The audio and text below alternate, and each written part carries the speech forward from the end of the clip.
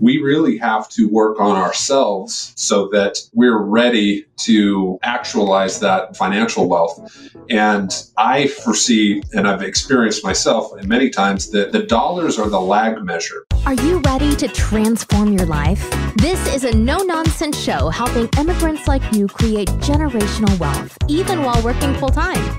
Get ready to take notes.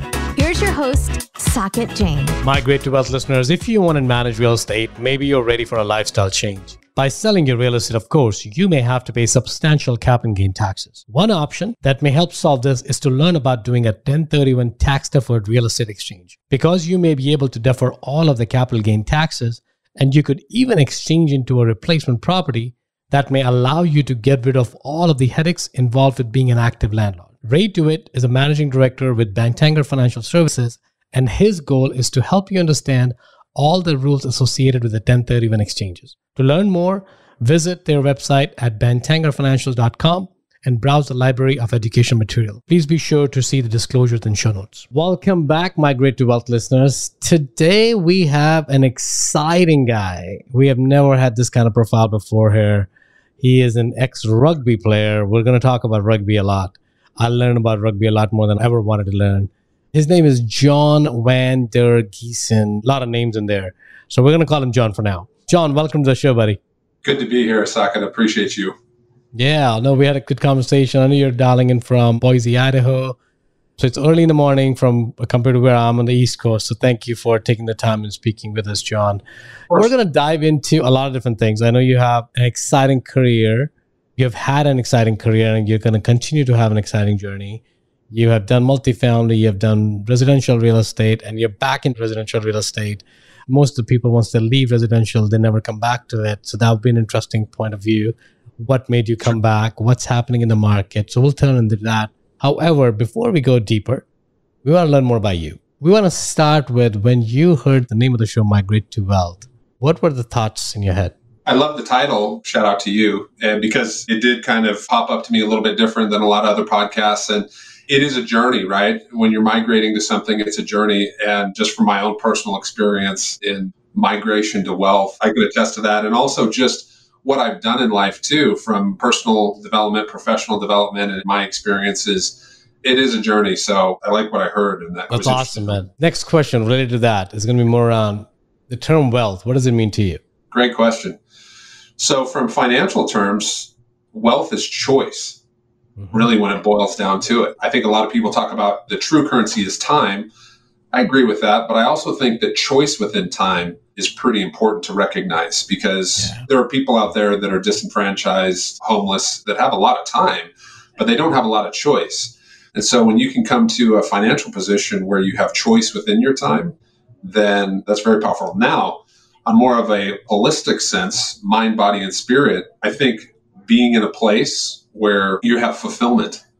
Because let's be honest, Saket, there are billionaires out there that are emotionally bankrupt, maybe physically bankrupt, spiritually bankrupt.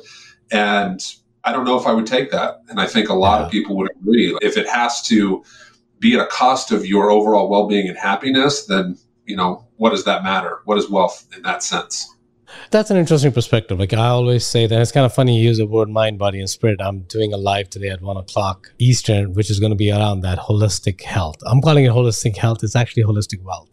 That's really what it was. It's interesting you took that angle, right? I think one of the things you said was the term bankruptcy. I think most of us understand that as a financial bankruptcy, right? But it actually holds true to emotional bankruptcy, to physical bankruptcy, relationship bankruptcy, impact bankruptcy, right? And a lot of our attention has always been on the financial bankruptcy because it's easy, right? It's a numeric number. It's an outcome-driven vector. But everything else is more inward-driven, right? Relationships, you may have them, you may not have them, but you are going to feel it. You're going to know you're bankrupt. There's no marker. There's no negative cash flow going in, cash flow out, coming in, where somebody would declare you don't have money to do anything. You're going to feel a lot of these things more inwardly. So I appreciate that. Was that the definition of wealth for you 10 years from today? Going back in time? What triggered that change if it was not? And if it does, how did you get to it? That's a really great question. And I love you're getting down to the core of things really quickly. So no, I don't think that it was. I think that I actually had to go through emotional bankruptcy, right? Spiritual bankruptcy, in order to actually know what that's like. And, it's been a fantastic journey for me. So after the 2011 Rugby World Cup, very shortly thereafter, I was sitting in a house that was empty, and my partner had left the relationship, and I had a 6-month-old girl as well. And I also had a huge identity crisis too, because I was, John, the professional athlete, and I forgot that rugby wasn't who I was. Being a professional athlete was something that I did. That's a big differentiation to discover. And it took a long time to do that, because once you retire from something, whether that be in sports or maybe a massive startup company that was incredibly successful, or whatever that might be in your life, when you have that big shift, you are caught off guard occasionally about how much that was you versus how much that was something that you did. And when you don't have something to fill that space, you become very, very quickly aware of the fact that you probably don't know yourself. Right. That's what took place with me. And that was a very hard moment in time for me, where I didn't have the camaraderie, even just the endorphins from exercise. I didn't have the competition and the lights and the success and the winning program and all of those things. That all went away very quickly. And reinventing myself became a full-time job. If you don't mind going back in time, I think it was about 12 years ago. It seemed like 2011. If you can go back in time and stay with us, and if it's too painful, we'll move to a different topic. It's kind of like... Nothing's off limits about it. Oh, that's awesome, man. That's awesome. I like the raw. What was going through your head at that time, right? It's kind of like, I understand you had an epic event, a great career, right? All the lights are on you. You were someone. And all of a sudden, you became no one. Right.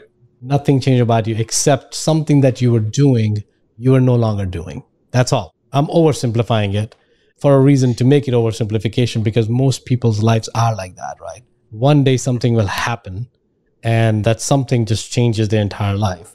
And it was is something externally that was going on, which you put a lot of emphasis and time and energy behind, either made a conscious choice or the choice was made for you, one way or the other. So in your case, when that event happened, why was it such a drastic event? Because you had now had more time to think about. You didn't know who you were. If you can point to just one thing, we'd love to hear that. Sure. It was because I didn't know my value at the time.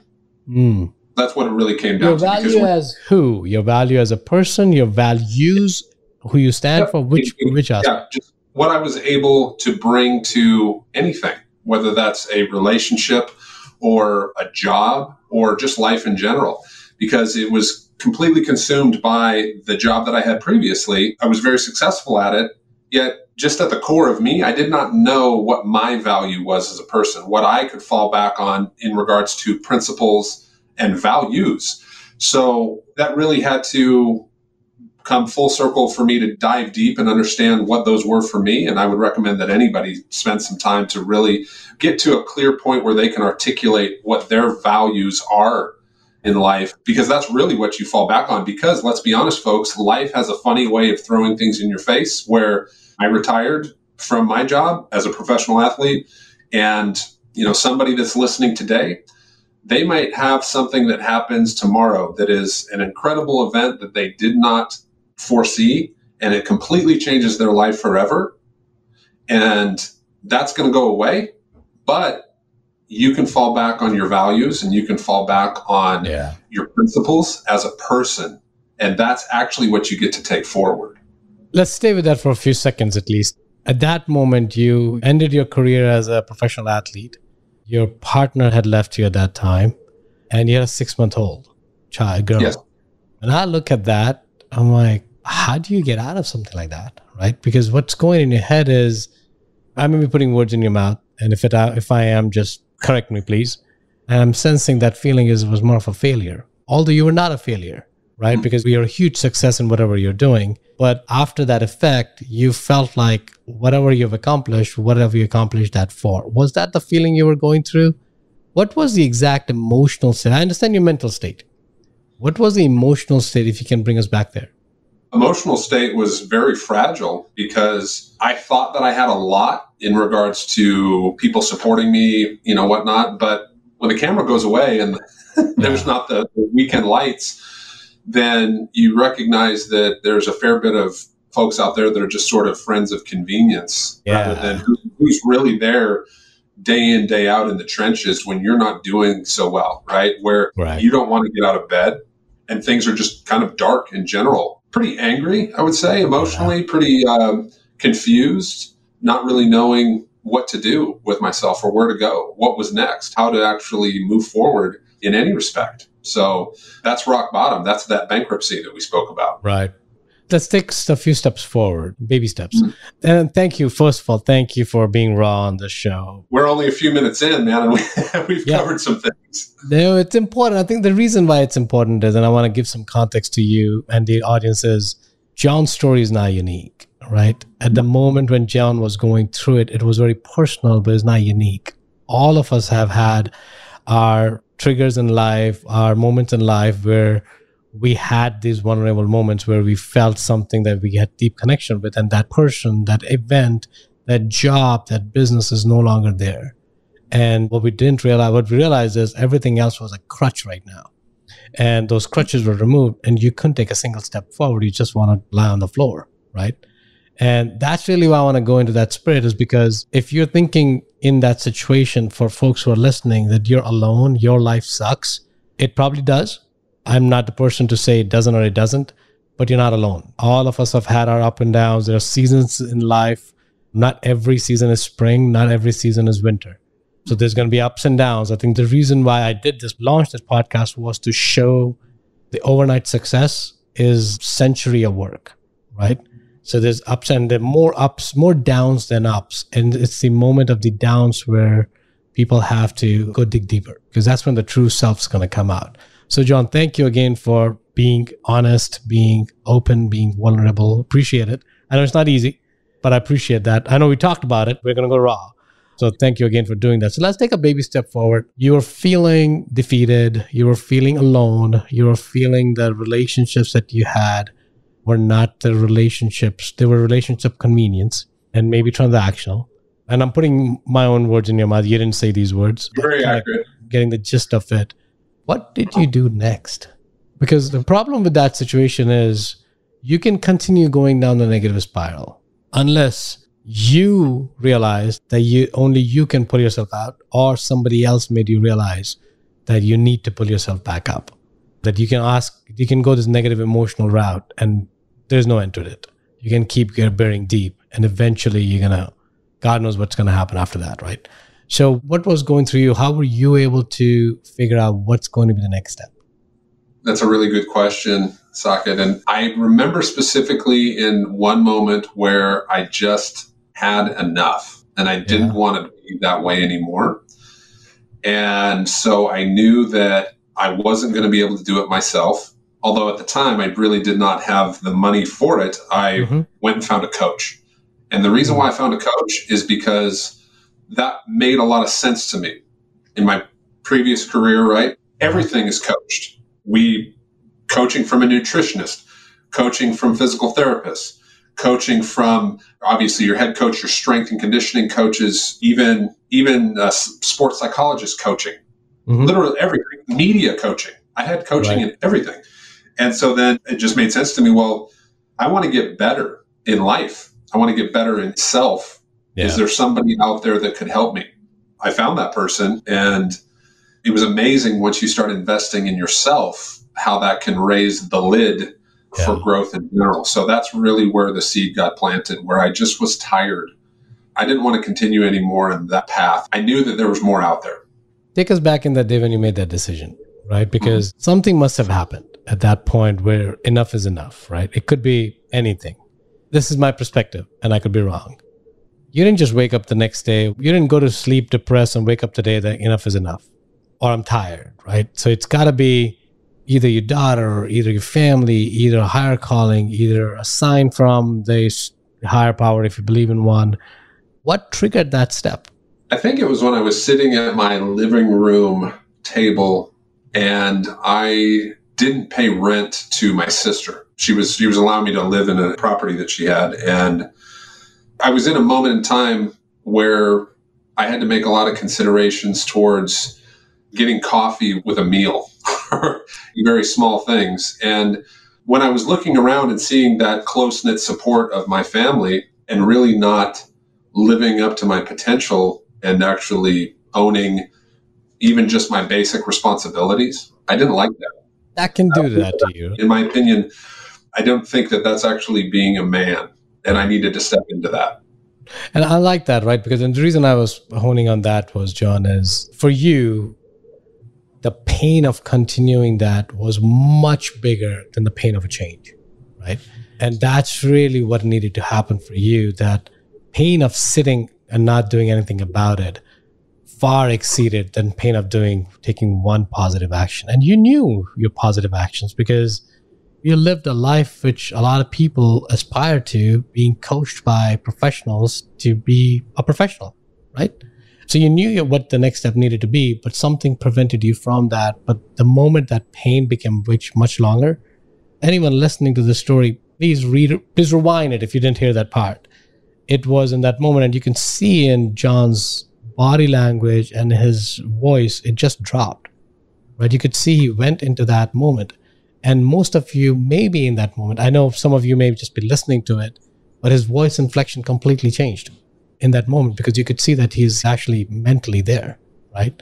So a lot of you may already be there. And this is not a therapy show. I think the reason I'm bringing that up is because sometimes you have to go through that pain. Sometimes, hopefully never, but sometimes you do. And the moment that pain exceeds with the pain of the inertia of you not making a forward step, your life's going to get transformed.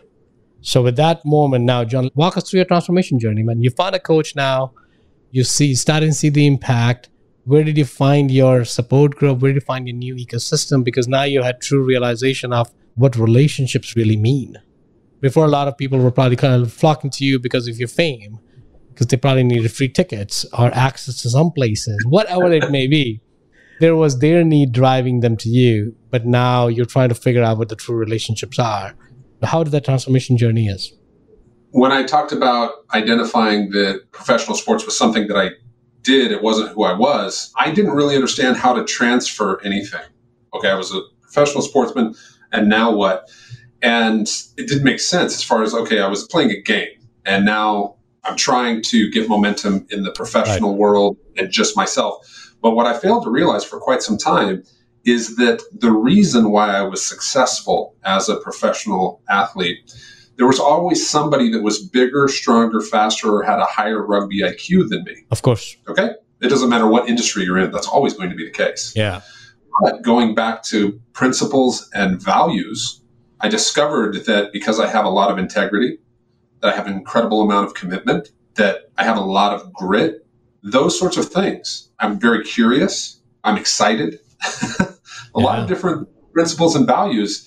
Those are the things that actually allowed me to become a professional sportsman and have incredible success. Saket, what if I took those and applied it towards something? And that was the moment where I said, oh, okay, I can show up and I can persist through a lot more than a lot of people, my competition. And I can operate from a place of integrity and giving, love, and I'm going to win with people. Love it, man. How much time did it take you to do that transformation once you made a choice? Oh, gosh, what's the date today? It's ongoing, Saket. You are never going to, I won't say never. There are some people out there that have been able to do this, but it will catch up with them. You're not going to outgrow yourself in business. Right. You just aren't. Right. And those, I mentioned back in the beginning of the podcast, I mentioned, there's a billionaire or two out there that are probably very unhappy. Mm-hmm. There's also very happy billionaires. But I would say that those unhappy folks that are very, very wealthy, they, for some reason, had a lightning strike moment where their income far surpassed their personal growth. And that eventually shows up somehow in a physical, spiritual, emotional bankruptcy. But for the majority of folks like me and you, we really have to work on ourselves so that we're ready to actualize that financial wealth. And I foresee, and I've experienced myself many times, that the dollars are the lag measure. Yeah. When I work on myself to the point in leadership, in business, relationships, personal, wherever that is, the dollars are the last thing that show up. Mm-hmm. And that's okay, because I'm just focusing on what's in my control.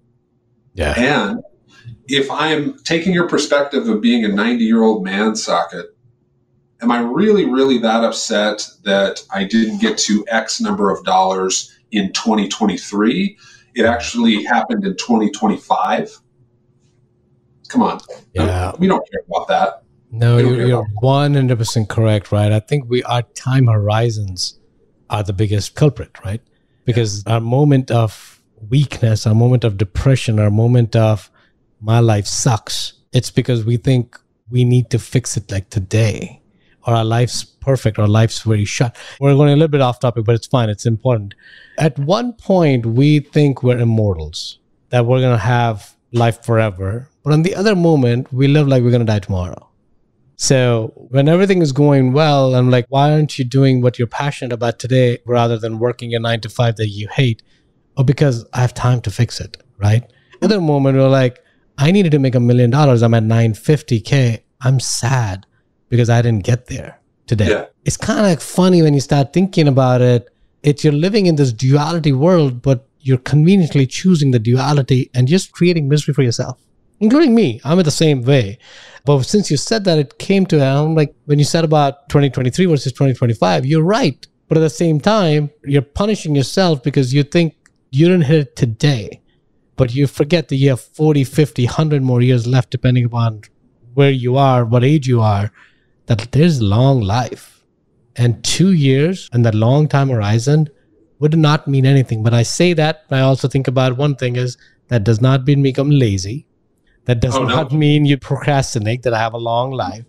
What we're saying is that put things into context, right? Life's going to happen the way it's going to happen, and for you, not because of you.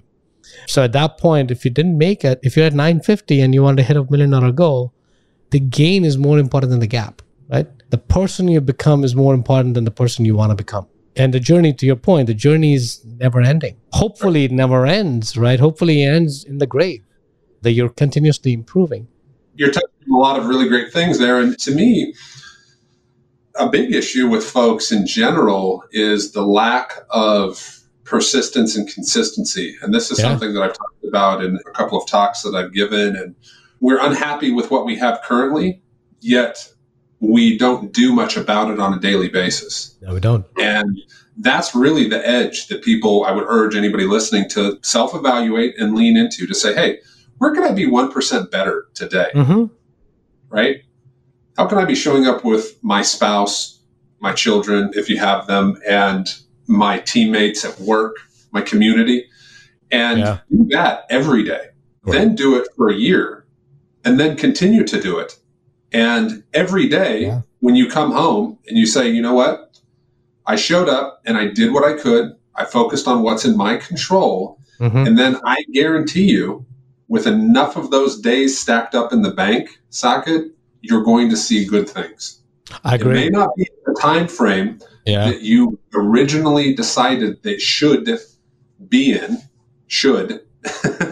but they're going to happen. You're going to see great things. I mean, time's an abstract concept, right? There's no time. It's really what the meaning that we attach to time is the meaning we attach to time. 24 hours. I was listening to Ed Mylett. He's one of my mentors. I always listen to him, right? The power of one more.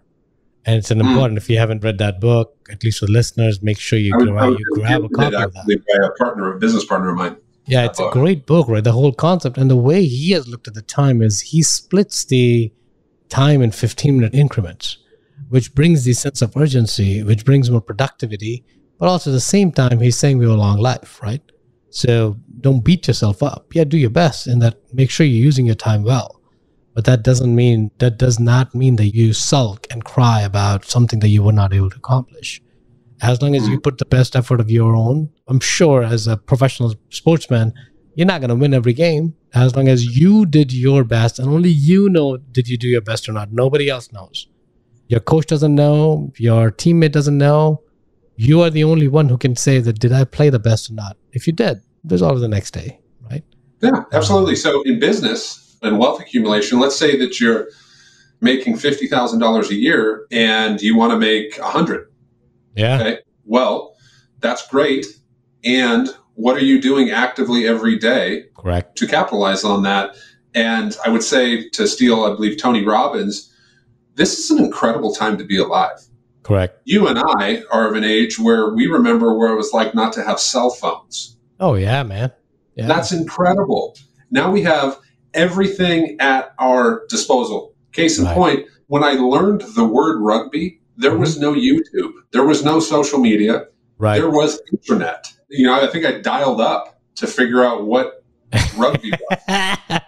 The modern sound is in my head right now. Somebody gave me a VHS tape to go watch old test matches in South Africa versus England, etc. And why I'm saying this is because in 2023, we have a lack of resourcefulness. Right. We don't have a lack of resources, folks. If you want to make that jump in wealth, however that means to you, it's out there. Just start with being curious and opening up your mind to, well, what's actually possible? What's actually possible that I could do? And I think there's a lot of power there. I think sometimes you need a constant reminder, right? How do you get the constant reminder? How do you make this so that this becomes who you are? I don't know if you've cracked the code yet, because people need constant reminders, right? And it's good to have coaches. It's good to have support groups around you who serve as a constant reminder. But for the folks, if you don't have that, what is your strategy to help yourself to make sure that you build this as a muscle? Because the winter is going to come in your life. It's not a matter of if the winter is going to come. It's a matter of when the winter is going to come up. So what are your techniques and strategies that you adopt in your life to make sure that you're ready? Well, you've got to create a game plan. Because if you don't know your game plan, who does? You're playing somebody else's game for them, and you're just a part of somebody else's narrative. So when you have a recipe, a game plan for where you want to go, then all we're doing is reverse engineering. Correct. Okay. There's the statement, begin with the end in mind. Okay. Well, let's start off with, where do you want to go? When we know that, let's back into it. Because then we can back into it daily basis. Yeah. Then when we actually know what we're supposed to be doing on a daily basis, then you just have to stack those days up.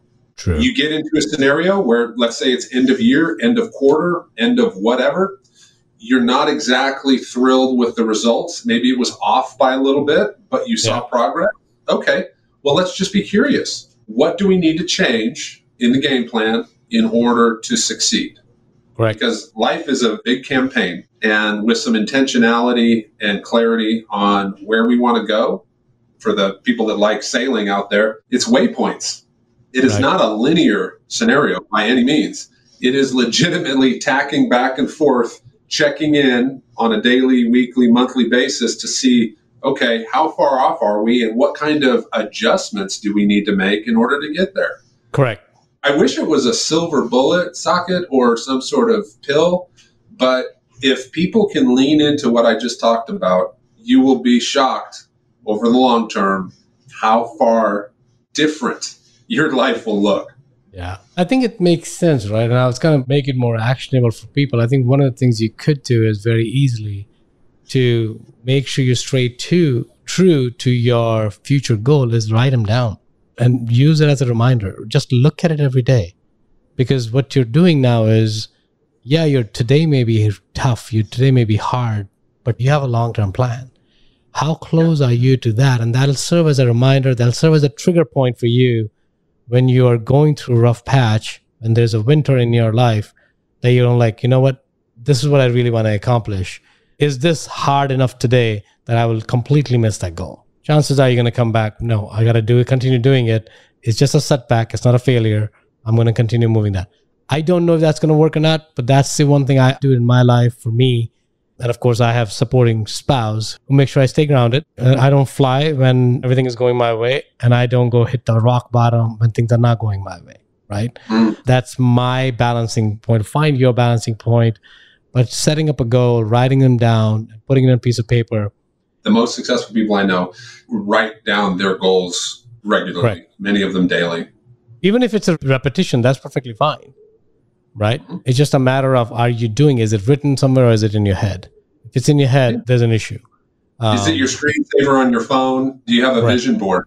The power of a vision board should not be skipped over. I had twin boys on my vision board, and sure enough, I had twin boys. Oh, wow, man. That is powerful. I did not realize that. I've never had that on manifesting that in my life. Too late now for me, but I don't think I'm ready for twins anyways. I've had dollar amounts where I remember writing the dollar amount as far as income goes on a vision board. And funny enough, it didn't happen in the year for that vision board that I wanted it. But I remember doing my taxes and thinking about, my income streams and what that dollar amount was going to be in total. And it was oddly familiar to me. And then I went back, looked at, I think 2 or 3 years previous at that point in time, what that dollar amount was on the vision board. And it was the exact dollar amount.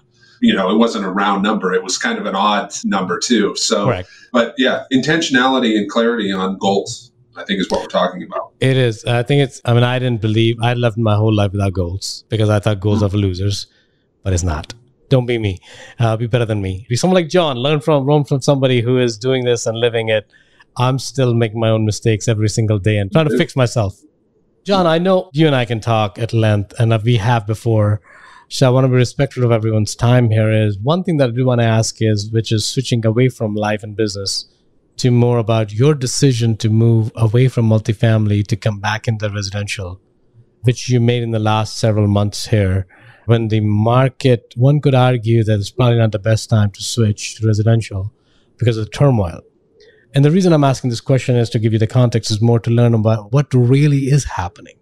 Because most people are hearing the news, and the news is news. There's a lot of noise in the news. So next few minutes, give us a broad picture of what's happening, your decision point. We don't want to go too much into detail about the market itself because we won't have enough time, but give us a very, very bird's eye view. Yeah. I would kind of start with a statement, whether you think you can or you can't, you're right. Well, whether you think it's an inopportune time or not, you're right. Yeah. So the market's the market. And we do fantastic business here at my team. Yes, I did go back into residential real estate, but I went back in for specific reasons because I don't actually actively buy and sell in residential. Okay. I am part of the leadership team, an executive team, where I'm the vice president of growth. And how do I get my team from A to B and continue to succeed? Yeah, the market is challenging, but guess what? The market's always challenging. If we went back 24 months ago in residential space or even multifamily, people were complaining because they actually couldn't get a deal under contract. Correct. Okay, now why are people complaining today, Saket? Sure. Different reasons. Different reasons, yeah. They're still complaining, but they're complaining for different things. What are they going to complain about in 2 more years? I don't know. Yeah. I can't see into the future, but I can tell you what I am going to be doing is focusing what I can control. And that's just showing up into a marketplace where in the residential realm, we still have multiple offers on some homes. Right. We have price reductions too. But you know what? Hey, maybe we're getting back to a mean where it's more of a normal, right? Not just that lovely scenario where everything was being bid up hundreds of thousands of dollars, 15 offers, etc., and you were guaranteed to make money 6 months from the time you purchased it. So what we're doing is we're building healthy lives. Our statement here at our company is bigger lives for all. And that's how we kind of make decisions. Well, is that going to make bigger lives for all? Are we growing in a way that facilitates that, leading back on principles and values within the organization? The market's going to do what the market's going to do. But when you have, 6 million transactions in 2021, 2022, and now we have 4 million transactions, okay, well, that's a lot. That's a huge decline. So that just means that there are fewer sides of business for people out there in the market to go and get. So now you have to figure out, as Gary Keller says, how to get your unfair share of those sides of business. And guess what? People are getting out of the business in droves too, because those are the folks that wanted to be a part of something easy. Those aren't career-based, campaign, season-based people where we're looking at people here at our office that have been here for 10 years. And those are the kinds of things where they understand that some years you're going to have to work twice as hard to get the same result or maybe even less. But that's just part of it because you are going to have some years that are going to be incredibly successful and you can't miss. You're just Michael Jordan. every time. So again, it's just how you're choosing to show up, and it's going to be hard. Saket, this is something that I say all the time in business. Being poor is hard, and so is being wealthy. You might as well pick the one that's fun. Wow. Repeat that, man. That's very, very powerful. I don't want to misquote it. I think for our listeners, repeat that statement. Being poor is hard. So is being wealthy. You might as well pick the one that's fun. Completely agree, right? I think you're right. I think we assign value judgments on money. I think what you said is basically both of them are hard. What are you picking and why?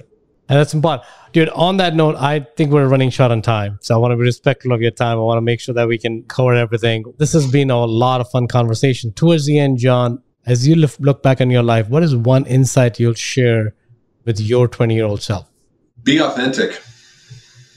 Be you. That's all you got. Everything else is fugazi, as what they say in Wall Street, Wolf of Wall Street, right? It's a fairy dust. But no, I agree. Now, last question is, we're going to take a little bit higher elevation here. Where do you feel that humanity as a whole should aspire to migrate towards in the next few years? Wow, that's a big question. I would say values, virtues, giving, and loving. If we migrate towards those things, I think that we'll see some amazing transformation with humanity, to be fair. Very powerful, man. Very powerful. John, buddy, thank you again for showing up the way you did. Thank you for being raw, for being vulnerable and sharing your story. I'm pretty sure it's going to resonate with a lot of the audience here. If people want to connect with you, reach out to you, where can they find you, John? Sure. Yeah. You can find me on LinkedIn. I'm very accessible through that. You can put the link there for my profile. And always happy to collaborate and connect with folks. Awesome. Well, thank you, John, again. Appreciate it, buddy. We'll do good things together at some point. Absolutely. Thank you, Saket. If you got value from this episode, you might consider sharing this content with a friend. But most importantly, be sure to take action on what you've learned. One way you can take the next step is to connect directly with Saket on an investor call. That link is waiting for you in the show notes below. The content of this podcast is for informational purposes only. Please consult your own advisors when making any investment decisions. Keep listening. We'll see you on the next episode.